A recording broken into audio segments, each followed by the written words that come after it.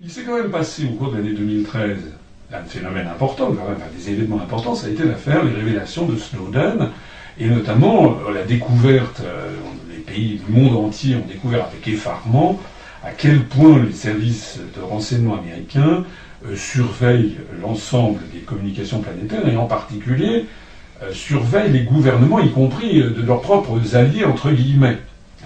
Notamment, on sait que le gouvernement français, l'ambassade de France à Washington, aux Nations Unies, que tout le monde est absolument espionné. Bon.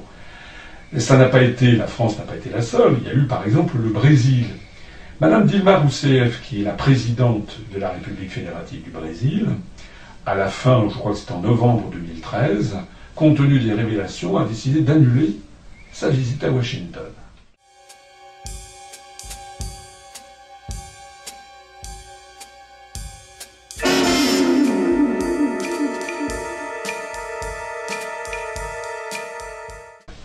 Bref, Geneviève Fioraso a accompagné François Hollande aux États-Unis. Et j'ai lu son entretien. Et elle dit, en fait, Barack a beaucoup apprécié que François n'insiste pas trop sur l'affaire de la NSA. Ben, évidemment, on ose le penser, en effet. C'est-à-dire que M. Hollande est entré dans un trou à rats.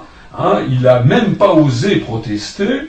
Alors, Madame Fioraso croit que c'est sans doute de la très haute diplomatie, de la très fine diplomatie, que, excusez-moi, mais de baisser son pantalon. Sur la question NSA, j'allais dire la question ne m'a pas été posée, mais le président Obama y a répondu.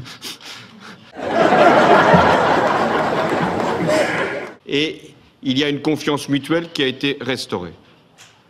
Et qui doit être fondée à la fois sur le respect de ce qui fait que chaque individu peut, malgré les progrès technologiques, être sûr qu'il n'est pas surveillé. Et donc c'est sur ces principes-là que nous nous retrouvons.